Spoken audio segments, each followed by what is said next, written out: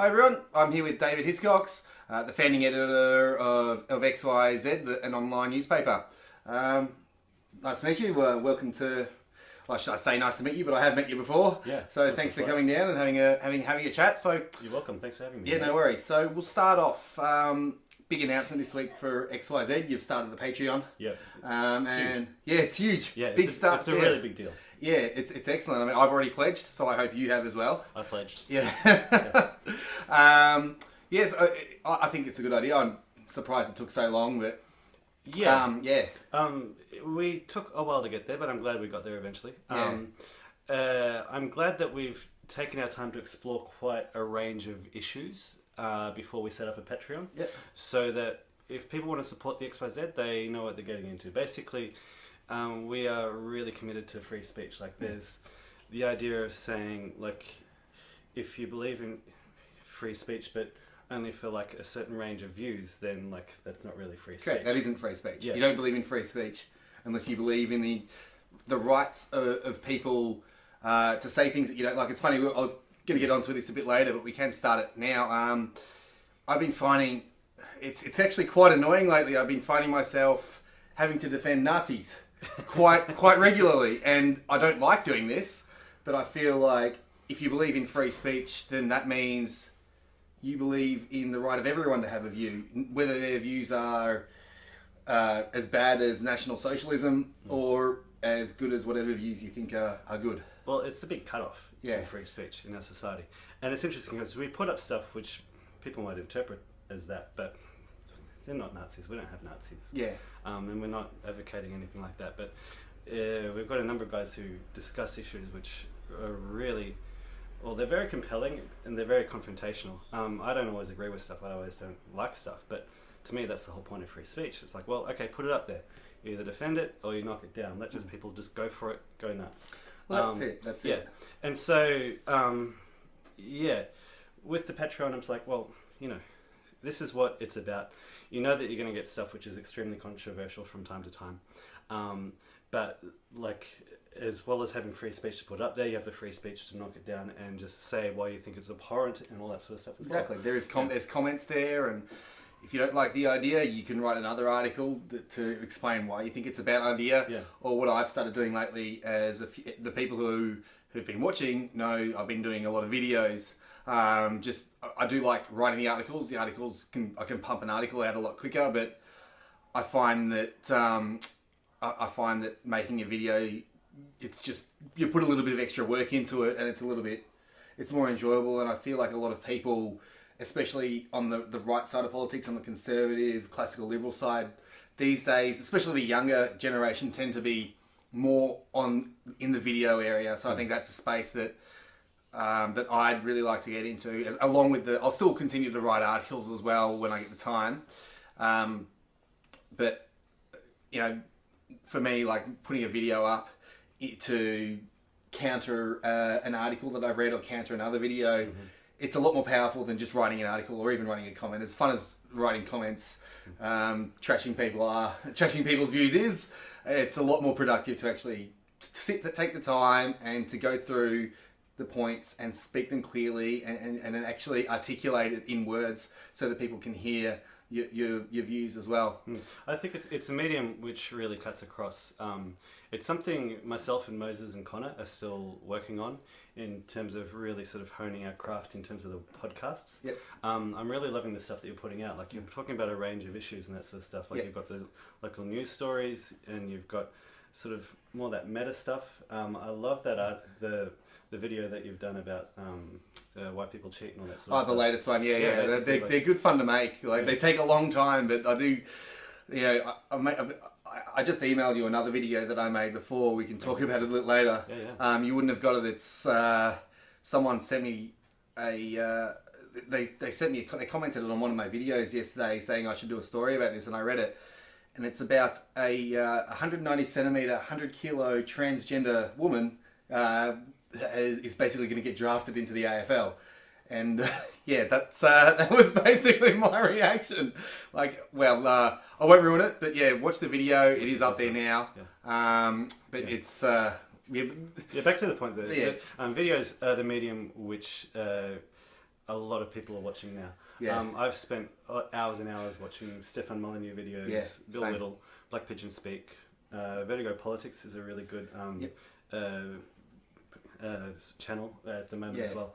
And they really get across ideas, and they get them across really just, they go straight to the heart of things. And it's something that you can have on while you're cooking or while you're working out or while you're doing piano practice or something like that. You know, you put the practice pedal on and you just go, okay, yeah, bang.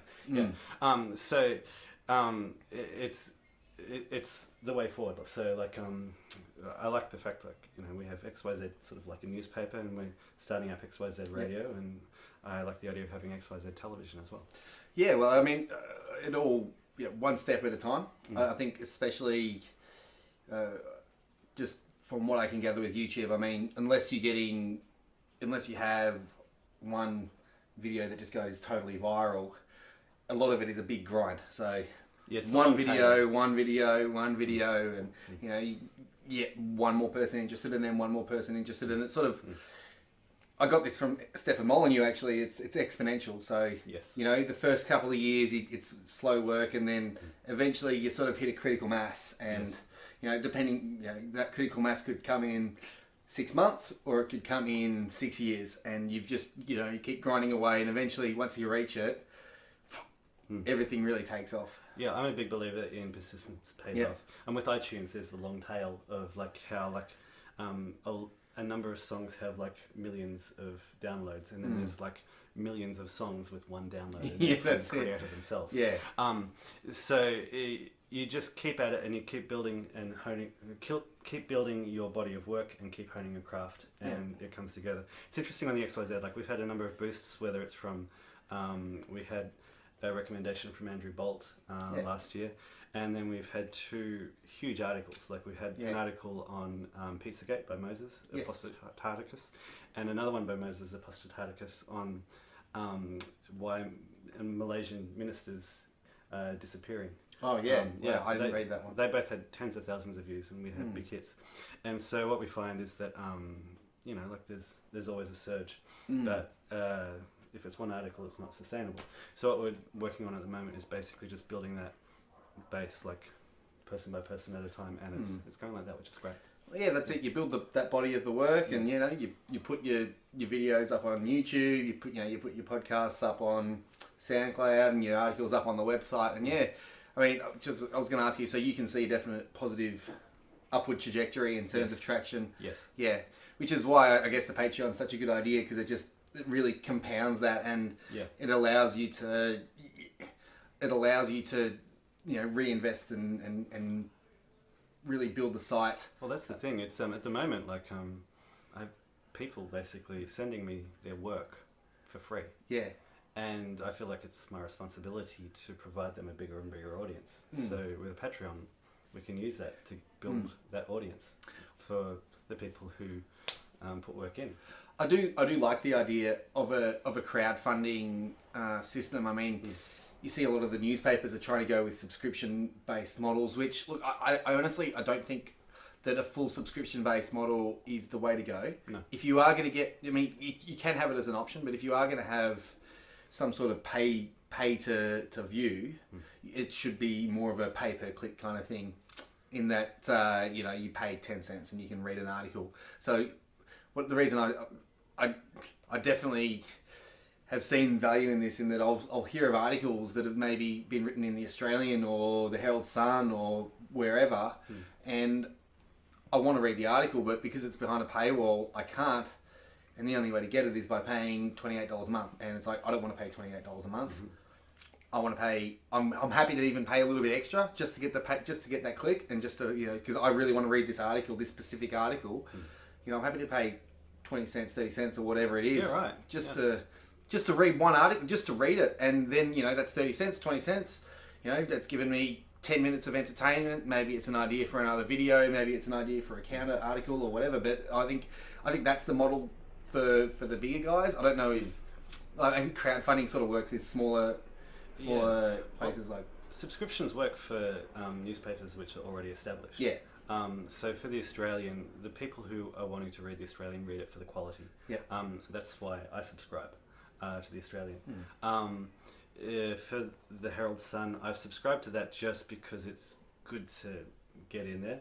I think about how I used to spend money on newspapers before the internet, and I reckon I would have spent about $30 a week or more. Sorry, a month or more on them anyway. So, I figure I'm spending a similar amount of money to what I would anyway, and it basically means that I have access to Andrew Bolt's stuff as well, which is handy. The Guardian, they are working sort of more on an ideological thing, like they're making. I guess they're a bit like us, really. Like they realise that the type of people who read the Guardian are people who are going to be invested in that kind of news and that kind of thinking, and so they're appealing to their readers to support them. Basically, I'd be reluctant to compare XYZ to the Guardian. I see what you mean, but it's like that's not a good point. quite. We've done a whole podcast on why, say, people on the right are not the equivalent of SJWs on the left. Oh no, definitely not. I guess just people in the Guardian are ideologically invested in that news. Yeah, that's it. And so they're basically sort of appealing to them on that basis. Like with the Australian, it's, subscribe and you can access our stuff. I'm like, okay. Yeah. So anyway, I mean, but for us, for us, it's a little bit different. Like like we just want to put everything up there, and we just want to get the material out there. And so it's what we're saying is, if you want to support us, fantastic. Give us money. We'll use it to grow our business. I really think it's the model for a lot of independent guys. I think it is the model for new independent media, like that is separate from the mainstream big guys. And you see a lot of guys on YouTube, like Patreon's all over YouTube, and that these independent creators, they get a few dollars a month from here, a few dollars a month there from various creators, and they might make. You can see on Patreon like how much money a lot of them are getting, and they're getting $3,000-$4,000 a month. A lot of guys with 100,000, 200,000 followers, which is, I mean, it's not retire and move to the Cayman Islands kind of money, but it's that like, kind of money adds up. Yeah. Even where we are now, we're basically on $100 a month. Yeah. After having the Patreon up for less than a week. That's it. So over the course of a year, that's $1,200. Yeah. So at the moment, we have a yearly advertising budget of $1,200, which is amazing. Yeah, that's it. Yeah. So that's the way I look at it. It all builds up, and it all just builds up bit by bit by bit. That's it. That's exactly right. And there are other modes of revenue as well. Like, I mean, direct advertising, the banner space. We're there. Like, if people want to advertise on the XYZ, if you think your business will benefit from advertising on the XYZ, we have banner space for sale. And you said that you've gone away from AdSense as well, which I think is a very good idea, given the Google adpocalypse and the Google's current. I can't think of the word. The current attitude towards free speech and Google are evil. censorship. Like, they are evil. Don't be evil. They're the projection of the left, like the typical leftist projection. Don't be evil while being evil. They're also not secure. Like people would have seen on our site, we had a few security issues, and we had to really deal with them. The impression I get is that's not uncommon. And so we're like, well, you're being evil, and it's not as secure as you first said it was. Let's do it ourselves. Well, I made a video about it a few weeks ago. I am 100% off Google. I still use, obviously, YouTube because it's the biggest platform, and there's no way around it. I am trying to get channels going on BitChute. If you haven't heard of this one, they're totally committed to free speech. It's almost uncensorable in the way that they upload it. I'm not up on the technical aspect of it, but I think that is potentially another option, just given that it's an innovate. From what I can tell, it's a bit of they're doing it slightly different, so it's slightly innovative in the way that the videos are shared, and they keep their costs down, so they're probably a little bit easier to make. It'll be easier for them to make money over the long run. So I am still using YouTube, unfortunately. Well, I mean, YouTube is great.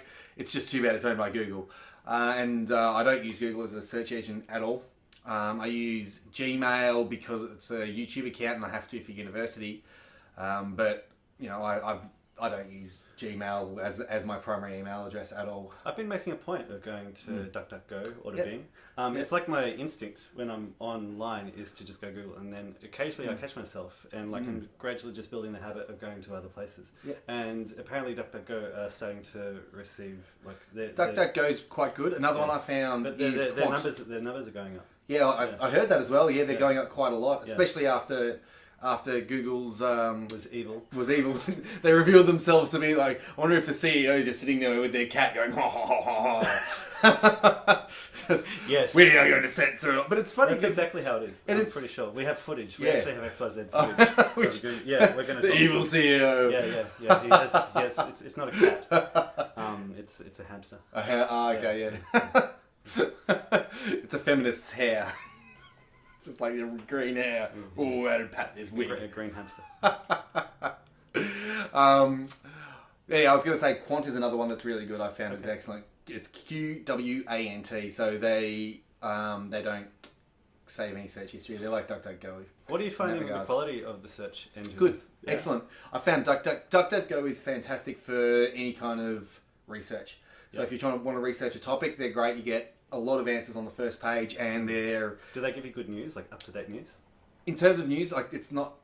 I haven't really had a look at it in terms of the news, but Quant does do a news section. So you Right. you search for something in Quant, and they have a whole section for news. Quant's a little bit more like you have a look at it. It's a lot more. There's more results that you get. So you get a column for web results, news results, and then there's another one. I can't. Like, there might be images in the other one. I can't actually remember what the third one is, but it's web, news, and one other. Okay, yeah, 'cause it's an interesting conversation that we're having because people are like, oh, you can't create a new internet, but it's like alternatives to all the things that we have already exist. Like there are alternatives to Facebook. There's Minds. There are alternatives to YouTube being developed, and alternatives to Google being developed. Yeah. And I think it's just a matter of people sort of working their way over to those. And we talk about a critical mass, like once that builds up, it could happen. Like It could happen. There's the old joke about the teacher who's teaching in a rural environment. He's teaching maths, and he tries to do one of those questions. If you've got 20 sheep in a paddock and one goes through a hole in the fence, how many are left? And the kid puts his hand up and says none. And he's like, what? Once one sheep goes through, they're all. No, that's a good. That's a really good one. Yeah. So I think there's that critical mass. Like once Yeah. it happens, like it'll just start to go. And I think the great thing about it, I mean, I know what annoys me about YouTube is it was set up under this promise of we're the new thing. You can put up what you like. No censorship. I think a guy, Styx Hexenhammer, is a really good YouTuber. If you haven't heard of him, he's really smart. Talked about how MTV used to be cool, and it was cool when it was showing people getting hurt and jackass kind of stuff, and like Beavis and Butthead, and it was edgy, and people were smoking weed, and then it became the mainstream, and everyone's just like, it's so they started censoring everything, and it just stopped being cool anymore. He's sort of saying, well, YouTube was like that. YouTube sort of gave people this promise of being cool and edgy and you can go and put anything you want up here, and then now that they're becoming more of a they're getting down the censorship role, and they're trying to control what people are saying. Oh no, you can't do this, you can't do that. It stops being cool. And the worst thing about this with YouTube is there are people with people have built up massive followings on the platform who are now being told, no, you can't say this, you can't monetize that, you can't monetize this. Now, I know I got into a big discussion about this. Well, it was a discussion. It was an argument with someone who's not particularly known for their ability to reason and use logic well. Now, I feel like, I know it's maybe not technically a breach of contract, but I think it's at the very least false advertising for YouTube to come up and encourage people to build these platforms, and then after the fact say, no, you can't do this, you can't do that, after they've already built their platforms up and they're making a living out of it. Now, I don't know how you would police that, so to speak, and I think ultimately the best option is to leave and to move to another platform. With YouTube, I just don't think it's at the very least it's extremely unethical. But that was obvious. I don't think I wonder if they really knew what they were getting into when they first had the idea of like letting anybody upload anything to YouTube. maybe they had a sort of Francis Fukuyama end of history kind of idea of where everything was going. Everything is going along this trend, this progressive trend. Yeah. Where it's always going to move in that direction. Maybe they didn't even see it coming. Yeah. And so, like what has happened on YouTube, like basically, people like Stefan Molyneux getting hundreds of millions of views, and a lot of other people like PewDiePie. Massive followings. I think I still only seen like 1 minute of anything he's done. I'm like, Yeah. what is this? But massive It's followings. just, yeah. And like they swayed people towards Trump. Yeah. Same thing goes with the rest of the internet. Yeah. Like it's anybody can access it and anybody can put up anything, and That's it's it. basically swayed the course of history. And so there are people who don't like what has happened there, and so they're like, we have to stop it. We have to stop this, and so they're trying to. Maybe they just did not see it coming. Yeah. And now they're scrambling. But now, like you say, like it's people are going to go gold on it. Basically, like if it's not going to be good for me, then why am I on it? And they're going to move away. Well, it brings me back. I got a little bit sidetracked, but it brings me back to my point. I love sidetracks. I My know, mind works. take you down the rabbit hole. The best articles I've ever written have been sidetracks. Yeah.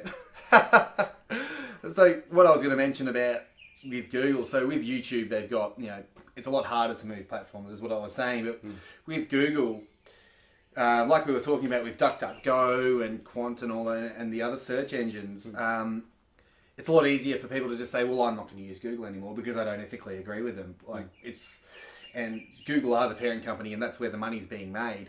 So for them to turn around, for them to do this, I would say it's a big mistake in terms of their bottom line, because I mean, they might still have YouTube, but YouTube is losing money. So they'll keep losing money on YouTube, and then they'll start losing money on their search engine as well, which is just, for me, it just seems, as an outsider looking in, I can only imagine it must be a real toxic culture inside there for people to get fired for saying things that they don't like. But I think that manifests itself in that'll manifest itself in people seeing that and then losing money ultimately, because it's a bad culture in the company, and if it's a bad culture in the company, they'll create bad products, and if they create a bad product, then people are just going to say, well, you know what, I don't want my search engines to be, I don't want my search results to be doctored politically. I want my search engine to be neutral. If I'm searching for climate change, I don't want the 20 results to be on the warmest side, which is what happens. Go and test it out.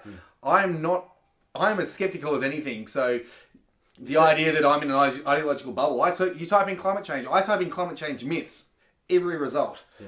Every result. Guardian, The Age. Guardian, exactly. Sydney Morning Herald. Exactly. It's like New York Times. I mean, to me, it's obvious that they're trying to shove an ideology down my throat in regards to that. I mean, maybe not. It's not so obvious in maybe some other topics, but I would think as soon as once they get onto them, it'll be like, oh, we'll doctor this, we'll doctor that, and I can't.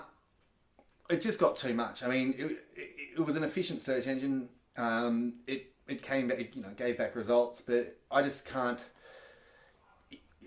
When I'm searching for something, I want to know that I'm getting the right answer. Yes. They build themselves up on that, didn't Yeah, they? exactly. Like, That's we exactly have the best right. technology to figure out what you're actually looking for. Yeah. And so now they're letting ideology get in the way of that technology. Exactly. They're basing their technology around that ideology. Well, that's it. Yeah, it's not about information anymore. So they've moved away from their initial mission, their initial vision. Well, that's it. And I mean, as I'm sure anyone in business will tell you, once you stop doing what you were doing to make you successful, you die. You die. Exactly right. Yeah. You die. And to me, as an outsider again, it just seems so silly. I can't imagine, like, they've got such. It's almost like they've reached the top of the mountain, and it's like, well, we're the kings of the world. We can do whatever we want. We're infallible. But no. Like, this isn't how the world works. This is a classic story of the king reaching the top and destroying themselves. I mean, anyone who's seen Scarface knows what happens, and you reach the top and you destroy yourself. It's almost poetic the way it's happened, and it's almost entirely predictable. It is the beauty of it. It does give me hope in the free market, Yeah. especially if we do start to see a move away from Google, if we start to see a big shake-up of Google, and they will have to make it basically if enough people get angry enough to move away from Google, then that will affect their bottom line. They will have to make a decision: do we go on this path, or do we respond to the market? Honestly, sorry to interrupt, but Yeah, honestly, because I've seen videos and you've seen who is in charge, the only way that Google are ever going to change, like fix the path that they're on, is if they get rid of their entire board. Like their entire, they're all left-wing social justice warrior activists, and unless shareholders get together and say you need to all be sacked, nothing's going to happen. So I think the only way that'll happen is if shareholders turn around and really arc up. And I don't know. I don't see that happening. I don't know who the shareholders of Google are. I would imagine they're just big like hedge funds and things like that who aren't really maybe paying attention to what's going on there. I mean, I guess if the share price dropped by 50% within a few months, they might start having a look at it, and the board will probably get sacked if that did happen anyway. But I don't see. They would probably decide that they need more socialism. Exactly. That's what I was going to get at. Exactly. Yeah. This is what regressive left wing people do. It's like they don't have any kind of self reflection, and they don't have the ability to turn around and say, "Well, I made a mistake, and I should rechange my views." But instead, no, they usually double down and be like, "Well, obviously there wasn't enough. It hasn't been tried. It hasn't been tried. We didn't go hard enough on the left wing ideology." Anyway, let's change the topic here a little bit. We've had a really good discussion about Google and all that kind of thing. I wanted to have a talk about the gay marriage debate and where you think it's heading. I mean, there's been quite a lot of talk about it, obviously all through the Australian media, but I mean, we should touch on it just because it is the topic of the day. So where do you see that? Like, I mean, are you willing to make a prediction on where it comes, or how do you see it going? I think the no vote will get up. Yeah. I think this will be another Brexit, another Trump election, another Pauline Hanson. I think that the reason that the left pushed so hard for not asking the general population is because they don't believe their own propaganda that like the majority of Australians support gay marriage. Yep. Like they put out these polls and they use that as the reason why we should just let the politicians. They're all essential polls too. They're all essential polls who are owned by Fairfax. So I mean, this is what I'm not. I don't have any evidence to prove, or I don't have any evidence to prove that they're doctored polls. But at the same time, if they're putting out these polls and then they're reacting in this way, it sends a bit of a message. It's like if they're so confident, they should be like, yes, go send it to a vote. Well, to me, it's just I see the same signs. I see all of the political elites, all of the media elites, the academic elites, the business elites getting behind this idea because they're virtue signaling and they think this is the way to go. As Adam Piggott pointed out, this is exactly the same thing that happened with the Republic. Yeah. And like, if you watch the media, you would have thought the Republic was a shoo-in, but it failed. And I think it's the same thing with gay marriage. I think I made the argument a couple of years ago. I think that, like, for most people, like, not only do they not want it, it's like until recently it wasn't even an issue. Like, they didn't even consider it. And like you look at how the biggest sort of big name left wing politicians like Hillary Clinton, Barack Obama, in Australia, Penny Wong, I think Bill Shorten as well. Like, even until a few years ago, they were like, "Oh no, I think that we just need civil partnerships, but gay marriage, we'll leave that alone." And it's like they just needed that undercurrent to just keep building and building to the point where now the argument is made: how can you have any opposition? Anything else? Like, how could you possibly say no to this? Yeah. Which really that annoys me the most. Yeah. That's what annoys me the most. The idea that I couldn't possibly have another opinion. And here's the thing: like, I mean, up until this debate, maybe not even up until this debate, I sort of noticed the trend a few years ago, like, in the way people talked about gay marriage, and like, it didn't sit right with me. Like, philosophically and morally, obviously I have no issue with two men being together. I mean, that's their life, doesn't affect me. But I mean, didn't have the arguments articulated as they have now, so I'd be able to articulate them back. But even then, it just seemed to me like it was being used as a political tool, as a way to demonise opposition and to demonise, the people who were in favour of gay marriage tended to be the kind of people that, it was like, oh, you're bad if you don't, it was even back then, it's like, oh, you're bad if you don't agree with it. Like, it's not you don't agree, it's that you're a bad person.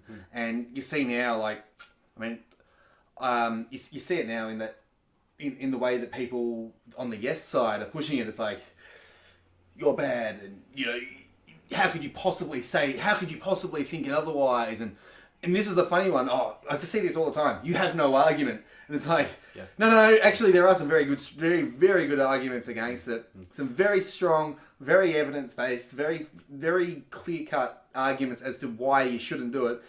I mean, yeah, you might not like those arguments, or you might not agree with those arguments, but they're arguments, and they're good arguments. And the strategy seems to be that they raise the argument, then they use something to disagree with it, and then they say, we've just disproved it, so now if you're against gay marriage, you're a bigot. You're a bigot. Or it's the same thing. It's like, if you don't agree with gay marriage, then you hate gay people. It's like, that's ridiculous. Like, that's idiotic. I mean, If looking at a few of them specifically, like, I see them, they do try to counter the argument, well, like we already have civil marriages.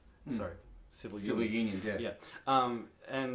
And they'll argue, well, they don't actually account for this, and this. That's why we need gay marriage. I don't know if I've actually seen anybody if I've seen them counter the argument, well, why don't you just amend civil unions? That's right. I had that one come up the other day, and that's exactly what I said. It's like, well, if civil unions aren't adequate, then make them more adequate. Yeah. Like, change civil unions. Don't change marriage, because once you change marriage, like, this is a big argument. You're sort of saying that gender doesn't matter, and the definitions between man and woman are no longer relevant, which is nonsense. And you have that issue permeates through society. And we have transgender blokes who are 100 kilos who are about to go and likely hurt and maim women half their size, which I don't think is a good idea. Well, they'll have to have their feelings come up against reality, I guess. So that what we're talking about then, like, gets into the next one where we're saying, okay, what are the implications of this? And, like, you look at any debate that's happened over any important subject, and that's always been, like, one of the most important things. One of the things that the left is trying to do at the moment, and I've been trying to sort of mock it, is sort of say, basically, any kind of argument which says, well, this will lead to this, is a slippery slope. Yeah. But, like you're looking at the logical consequence of what it I actually had this... this was explained to me really well by Ben Shapiro. Well, not me personally, I always leave it to the world, and I watched the video.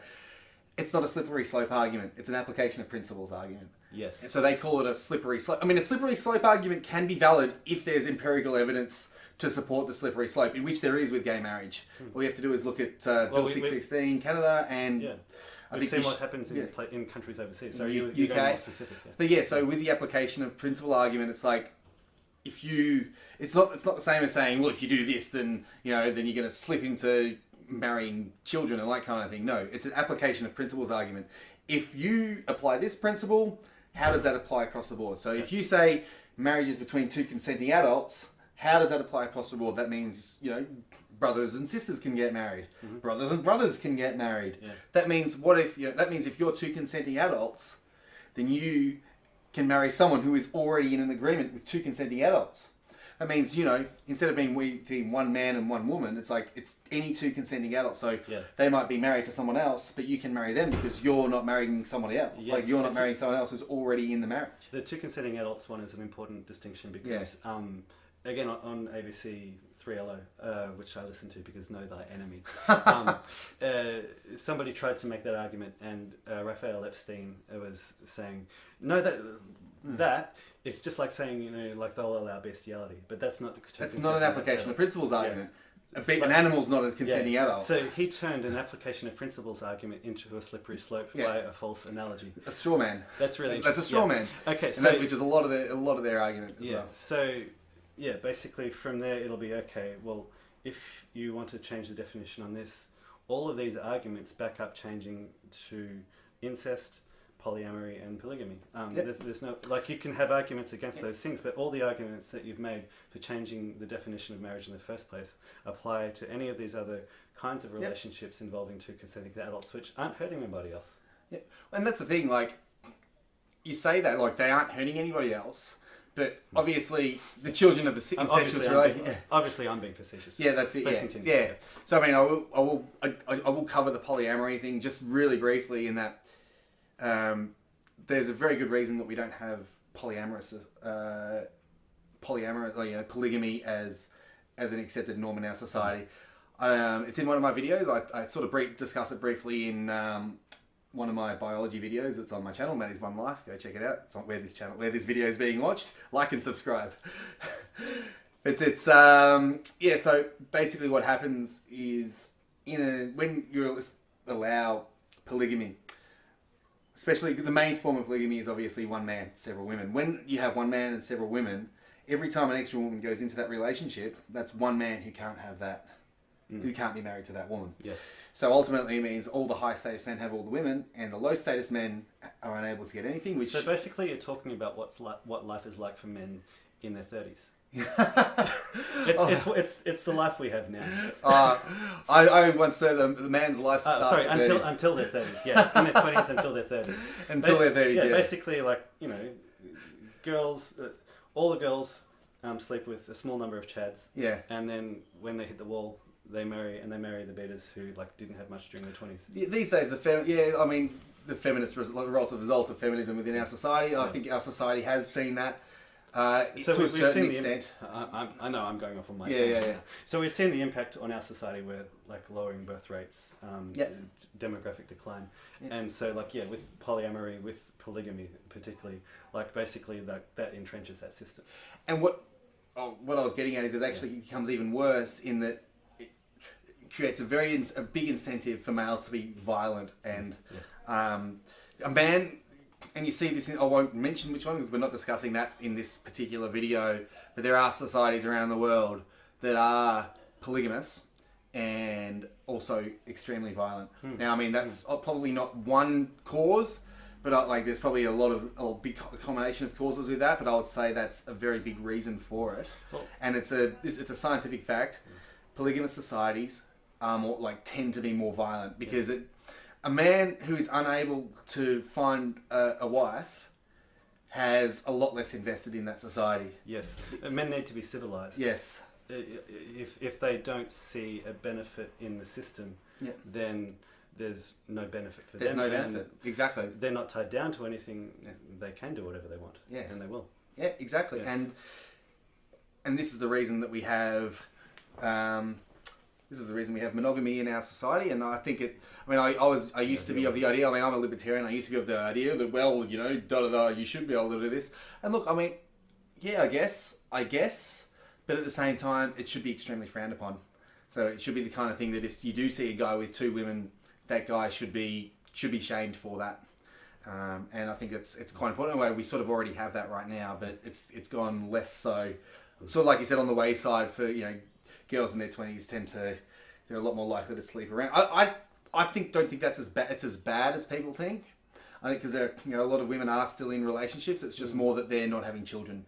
They're choosing not to have. So they'll be with one guy, but they won't have a child with that guy until they're in their 30s, and then the guys, I don't know. Most guys don't realize this, but if you're relatively successful and relatively high intelligence, your 30s, it's a lot easier to meet girls in your 30s. It's a lot easier, and that's for you young guys out there. Your life starts at 30. Because you become smarter, you become more socially aware, and the feminists have told you that you're older and you should stick with girls your own age. It's not true.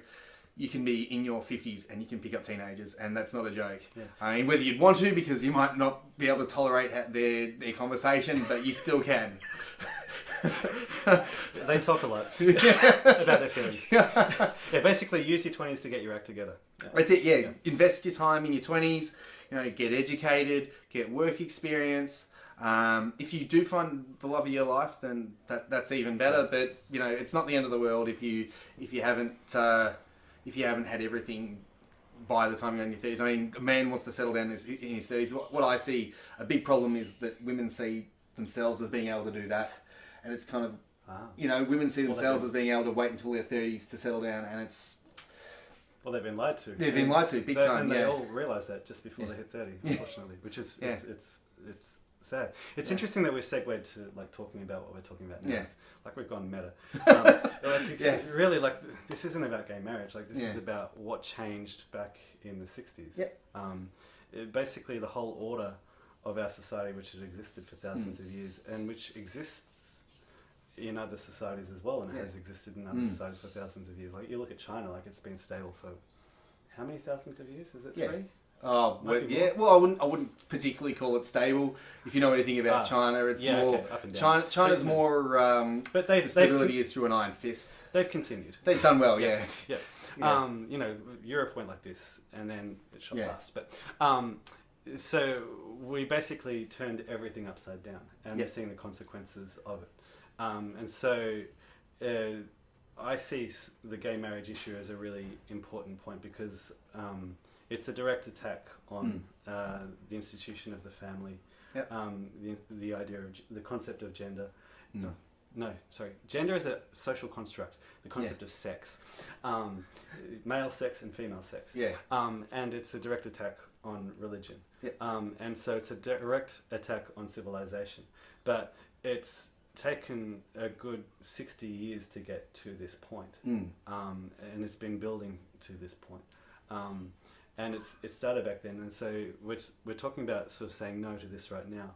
But the only way that this is going to be stopped, because the left aren't going to stop if they fall down here. Like, you know, they've succeeded in getting gay marriage in other countries, and they're going to keep trying to get it here until they get it.